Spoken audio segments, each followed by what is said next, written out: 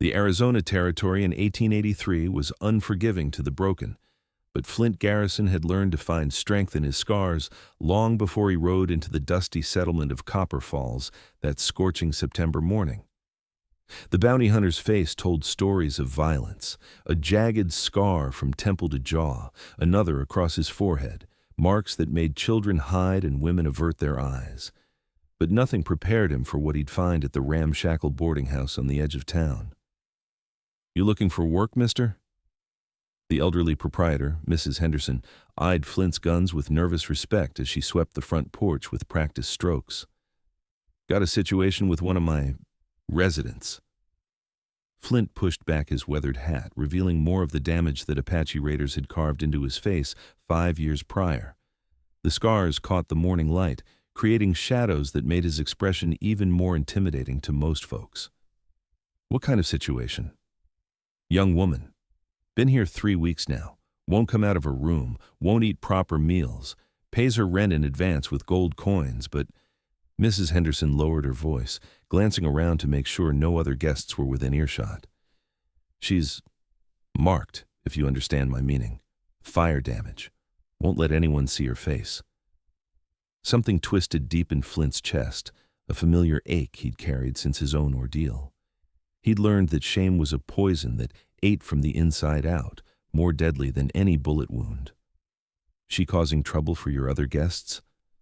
"No trouble at all. That's just it. She's just dying slow. Won't speak to nobody except through the door. Won't accept help from the preacher or the doctor. But maybe."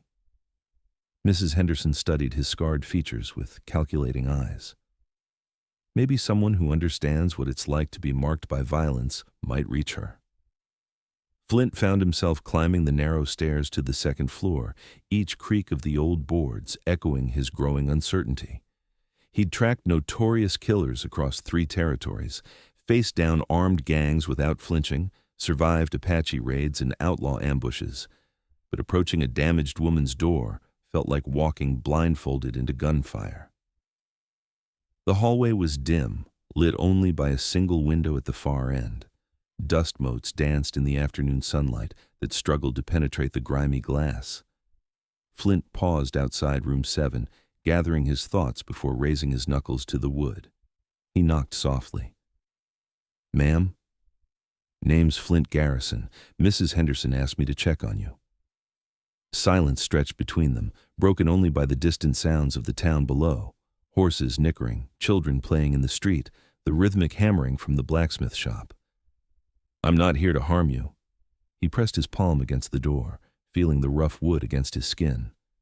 "Just wanted to make sure you're taking care of yourself proper." "Go away." The voice was barely a whisper, hoarse from disuse and thick with pain. "Nobody wants to see me." "Can't do that, ma'am." "Not until I know you're all right." Flint leaned his forehead against the doorframe. "Mrs. Henderson's worried about you. You don't want to see me." Pain saturated every word like blood soaking into sand. "Nobody does anymore." Flint closed his eyes, remembering his own dark months after the Apache attack, when mirrors became enemies and human contact felt impossible. When he'd hidden in caves and abandoned shacks, convinced his face was too monstrous for civilized society. Try me. But what happened next would change both their lives forever. I'm not." Her voice broke like glass against stone. "I'm hideous now. A monster. So am I." The words came easier than expected, truth he'd learned to accept over 5 long years. Been that way for a while now, still breathing, still living, still finding reasons to get up each morning. Minutes crawled by like wounded animals. Then, slowly, came the sound of bare feet on wooden floorboards. A key turned in the lock with the finality of a gunshot. The door opened just a crack, revealing a single brown eye, beautiful and terrified, like a doe caught in a hunter's sights. Then she stepped back into the shadows of her room, allowing him entry into her private hell. Flint's breath caught in his throat. The woman before him had once been lovely. He could see it in the delicate bone structure, the graceful curve of her neck, the way she held herself despite her obvious shame. She wore a simple blue dress that had seen better days, her blonde hair hanging in limp strands around her shoulders. But the left side of her face bore the cruel kiss of flame, scars that twisted and puckered the skin from ear to chin, pulling at the corner of her mouth and her left eye. "Now you know," she whispered, turning away toward the window where dusty curtains blocked most of the light. "Everyone says the same thing when they see me. They try to hide their reaction, but I can see the horror in their eyes, the disgust, the pity." Flint stepped closer, his boots soft on the worn planks. The room was sparse, a narrow bed, a washstand, a single chair. Personal belongings were few, a carpet bag in the corner, a few books stacked on the windowsill, a small mirror turned face down on the washstand. "What's your name? Does it matter anymore?" "I'm nobody now, nothing. It matters to me." She hesitated, her fingers worrying the fabric of her skirt. Then, so quietly he almost missed it, she whispered, "Rose. Rose McKenna. Rose." He said her name like a prayer, letting it settle in the air between them.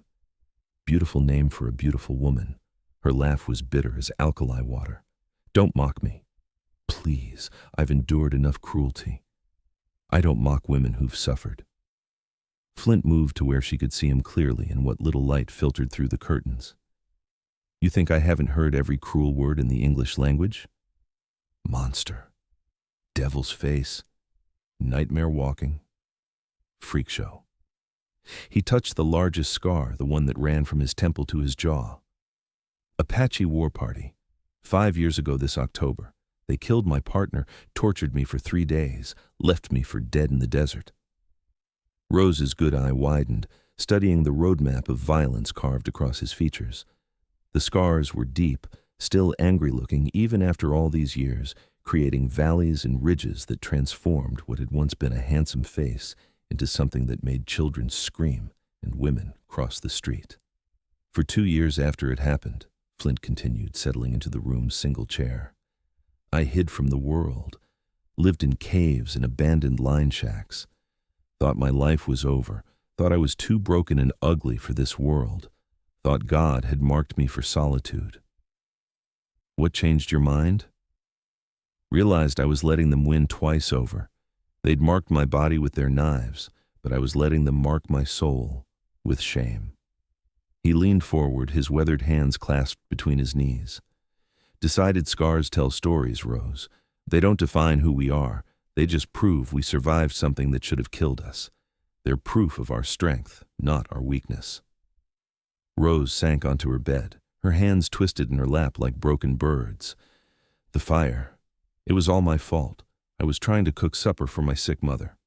She'd been bedridden for months with consumption, getting weaker every day. I knocked over the oil lamp while reaching for the salt." Her voice grew smaller with each word. "The flames caught my dress first, then spread to the curtains, the walls. When I tried to save Mama, my face got caught in the blaze. When it was all over, Mama was gone and I was... this. I'm sorry for your loss. Losing family is hard enough without carrying guilt along with grief." "Where's your family now?" Flint asked gently. "What family?"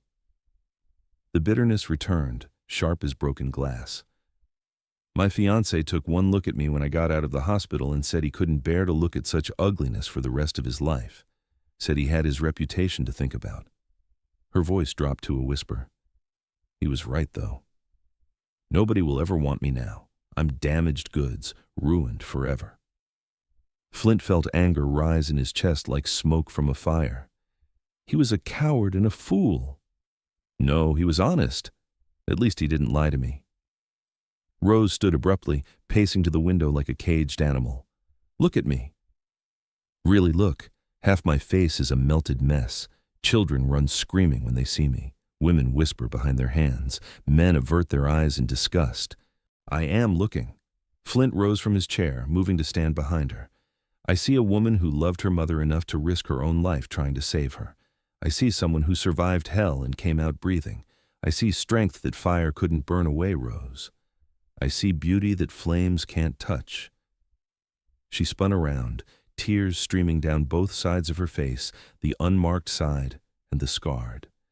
You're lying to make me feel better. I've killed 18 men, Rose. Every one of them deserved it, but killing changes a person, makes you hard inside, makes you see truth clearer than most folks. He stepped closer, close enough to see the flecks of gold in her brown eye. I don't lie to wounded souls. Wouldn't dishonor you or your pain that way. But my face? Your face tells a story of love and sacrifice and survival. That's more beautiful than any unmarked skin could ever be. His voice grew rough with emotion. Those scars prove you're brave enough to run into fire for someone you loved. Most people never love anyone that much. Rose studied his face, searching for deception and finding none. In his eyes, she saw not pity or disgust, but something that looked almost like admiration. You really mean that? Every word. She moved closer, her fingers hovering over his largest scar like a butterfly afraid to land. Does it still hurt? Only when it rains hard, or when I remember that day too clearly. He caught her hand gently in his own calloused fingers. But the physical pain fades with time, Rose. It's the shame and the hiding that'll kill your spirit if you let it. I don't know how to stop feeling ashamed, how to stop seeing myself as a monster. One day at a time, one person at a time, one small act of courage at a time. Flint's thumb brushed across her knuckles, rough skin against soft. Maybe start with one scarred bounty hunter who thinks you're the bravest woman he's ever met. Rose's laugh came out as a sob, raw and broken. You're serious about this. Deadly serious. I don't joke about matters of the heart. But you barely know me. How can you say such things? I know enough. I know you're kind. You're worried about my feelings when you think you're the broken one. I know you're strong. Weak people don't survive what we've both survived. I know you're beautiful, not despite your scars, but because of everything you've endured to get them. I haven't been outside this room in 3 weeks. Haven't seen sunlight except through these dirty curtains. Then maybe it's time for that to change. Flint offered his arm with the formal courtesy of a gentleman escorting a lady to church. Mrs. Henderson makes tolerable coffee. We could sit on the front porch, watch the sunset, paint the mountains. Let this town see that damaged doesn't mean defeated. Rose stared at his offered arm like it was a lifeline thrown to a drowning woman. What if people stare? What if they whisper and point? Let them stare all they want. They'll see 2 people who refuse to let this hard world break their spirits. His smile was crooked but genuine, transforming his scarred face into something almost handsome. Besides, I'm probably uglier than you are. Despite everything, Rose felt her mouth curve upward, the first real smile she'd managed in months. That's definitely not true. Matter of opinion? Flint waggled his arm invitingly. Come on, Rose McKenna. Time to stop hiding from the world. Rose hesitated for one more heartbeat, then slowly, carefully, placed her scarred hand on his scarred arm. The connection felt like electricity, like hope, like the first flower blooming after a long winter. Together? Together. As they walked down the boarding house stairs, Rose felt something she hadn't experienced since the night of the fire, hope. Not because Flint didn't see her scars, but because he saw them and chose to stay anyway. Chose to call them beautiful. Chose to see her as more than her damaged face. On the front porch, as the Arizona sun painted the sky in shades of amber and gold, 2 wounded souls discovered that sometimes the most beautiful things in life are forged in the hottest flames. Mrs. Henderson served them coffee in chipped cups and pretended not to notice when other guests stared.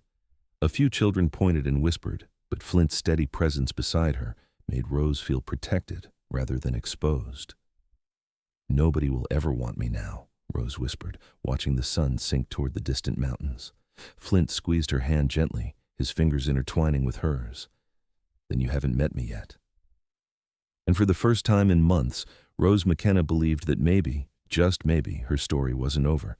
It was just beginning a new and better chapter. But this was only the first day of what would become a remarkable courtship. Over the following weeks, Flint visited Rose every single day, bringing her wildflowers he picked on the trail, sharing meals on the boarding house porch, slowly coaxing her back into the world of the living. He told her stories of his bounty hunting adventures, making her laugh with tales of incompetent outlaws and stubborn horses. He read to her from newspapers and dime novels, his deep voice bringing characters to life in her imagination. Gradually, Rose began venturing further from her room. First, just to the porch, then to the general store when Flint needed supplies, then to church on Sundays, where the preacher's wife made a point of welcoming her warmly. Not everyone in Copper Falls was kind. Some still stared and whispered, but Rose found she could endure their cruelty when Flint's hand was in hers. "You know," Rose said one evening as they sat watching the sunset from their usual spot on the porch, "you could have any woman in this territory, someone whole and unmarked. Why waste your time with someone like me? Because someone like you is exactly what I've been searching for without knowing it." Flint turned to face her fully, his scarred hands cupping her face with infinite tenderness. "Rose, I've spent the last 5 years chasing ghosts and living for vengeance, hunting bad men and sleeping under the stars with nothing but anger to keep me warm. But when I look at you, I see something I thought I'd lost forever. A future worth building. Even with these scars, even knowing I'll never be beautiful again, especially with those scars. They prove you're a fighter. They prove you're strong enough to stand beside me through whatever comes, not someone who needs to be sheltered and protected from life's hardships." His thumb traced the scarred side of her face with infinite gentleness. "You're beautiful now, Rose. More beautiful than you ever were before, because now your beauty comes from surviving hell and choosing to live anyway."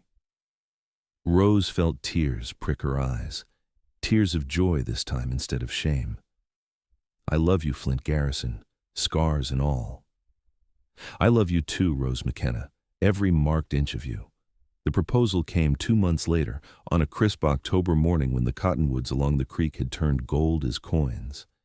Flint got down on one knee right there on the boarding house porch, in full view of the whole town, and asked Rose to be his wife. The ring was simple, a small silver band with a single turquoise stone, but to Rose, it was more precious than all the diamonds in creation. "Are you sure?" she asked, her voice trembling. "People will talk. They'll say you could do better." "Let them talk." Flint slipped the ring onto her finger with hands steady as stone. "I've found the woman God meant for me. I'm not letting gossips and fools drive her away." Their wedding day was small but perfect. Rose wore a simple white dress she'd sewn herself, her hair pinned up with wildflowers, her scars visible for all to see. She was, without question, the most beautiful bride Arizona Territory had ever seen. Flint wore his best suit and looked proud enough to burst as he said his vows in a voice that carried to the back of the little church. 6 months after their wedding, Flint Garrison hung up his guns for good. He and Rose used his savings to open a small general store in Copper Falls, serving the growing community with fair prices and genuine kindness. Rose proved to have a gift for managing accounts and dealing with difficult customers, while Flint used his knowledge of the territory to help travelers and new settlers. Their store became the heart of the community, a place where scarred souls and broken hearts could find acceptance and understanding. Rose started a lending library in one corner, sharing books with anyone who wanted them. Flint organized supplies for families hit by drought or sickness. Together, they proved that sometimes the most damaged people make the best healers. On quiet evenings, they would sit on their front porch and watch the desert sunset, paint the sky in impossible colors. Rose no longer covered her scars or turned away from mirrors. She had learned to see herself through Flint's eyes, not as damaged goods, but as a woman who had loved deeply enough to be marked by fire and lived courageously enough to love again. The desert stretched endlessly before them, but Rose no longer felt lost in its vastness. She had found something more precious than gold in the most unexpected place: acceptance, understanding, and a love that saw beauty in broken places.